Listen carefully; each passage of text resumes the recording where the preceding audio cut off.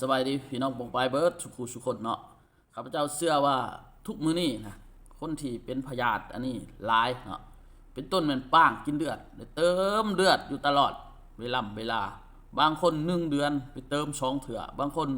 เดือนละเถื่อเนาะเป็นต้นแม่นเด็กน้อยเด้อเด็กน้อยผู้ใหญ่ก็เป็นคือกันเป็นป้างเนาะ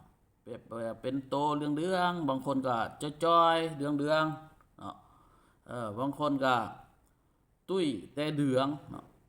ฉะนั้นมื้อนี้ข้าพเจ้ามียาเนาะข้าพเจ้าก็ถูกแนะนำจากคนที่มีประสบการณ์ด้านยาพื้นเมืองเนาะฉะนั้นข้าพเจ้าก็ได้จดได้แต้มได้ศึกษาเนาะแต่ว่าข้าพเจ้าบ่มียาให้เด้อเพราะว่าข้าพเจ้าไปสอกให้บ่ได้ข้าพเจ้าเว้านี่ก็เพื่อว่าอยู่ห่างไกลซอกลีกหรือว่าอยู่เขตนอกอาจจะมีเนาะให้ท่านผู้ใดเป็นลูกหลานผู้ใดเป็นเนาะให้ไปนำเอาเครือนี่เนาะเครือที่ขึ้นหน้าจอนี่นะเขาเอิ้นว่าเครือเขาเลือดเนาะเวลาเขาตัดออกมามันจะมีคือเลือดนี่ย่อยออกมาเนาะฉะนั้นให้ท่านหั่นไปเอามาถ้าเขตได้หลายก็ให้เอามาหลายถ้าเขตได้น้อยก็เอามาน้อยเนาะเอามาเฮ็ดแนวใดเนาะวิธีเฮ็ดให้เจ้าซับเป็นเปียงนะให้เจ้าตากแดดจัก2-3แดด4-5แดดให้มันแห้งสนิทเนาะแล้วให้ทานเอามาต้มเนาะถ้ามันพองยากให้ทานกำมือเอาเนาะถ้าเจ้ามีแนวสั่งก็สั่งเอาหม้อละ2 ขีดต่อน้ำ2 ลิตรเนาะให้กินแทนน้ำทุกมื้อเด้อให้กินภายใน1 เดือนแล้วให้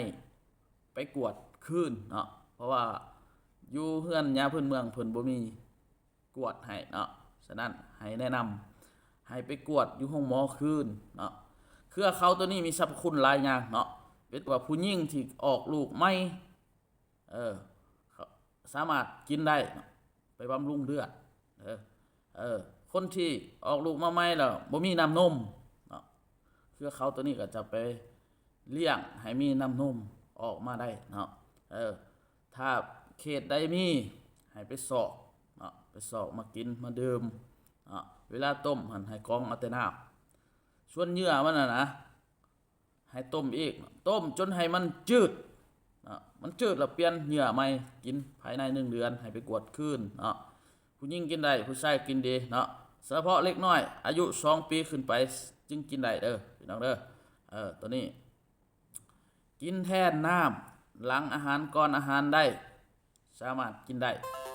เด้อพี่น้องเด้อกินแทนน้ำหลังอาหารก่อนอาหารได้บ่เป็นหยังอันนี้ขอฝากทุกท่านลองไปปฏิบัตินำใช้เบิ่งเนาะสิ่งดีๆข้าพเจ้ามีข้าพเจ้ามาบอกเนาะข้าพเจ้าบ่เคยเก็บไว้ส่วนคนที่แชทมาให้มาด่ามาว่าข้าพเจ้าหั่นบ่เป็นหยังเนาะถ้าท่านจะเก็บไว้ก็เก็บท่านฮู้แล้วจะเก็บไว้ก็เก็บบ่เป็นหยังเนาะบ่ต้องมาคอมเมนต์บ่ต้องมาด่าบ่ต้องมาว่าข้าพเจ้าฮู้ข้าพเจ้าบอกเนาะต่างแต่ว่าค่อยนี่นะมันไปหาบ่ได้เพราะมันอยู่ในเมืองเนาะอยู่นครหลวงเวียงจันทน์มันบ่ข้าเฮาไปหาอยู่ป่ามันก็ไกลใช้เวลาจึงไปข้าพเจ้ามีเวียกประจำเฮ็ดเนาะถ้าตอนนั้นข้าพเจ้าอยู่บ้านนอกนี่ข้าพเจ้าสิไปสอกมาให้อยู่เนาะแต่ว่าเขตนครหลวงเวียงจันทน์นี่มันบ่มีเนาะ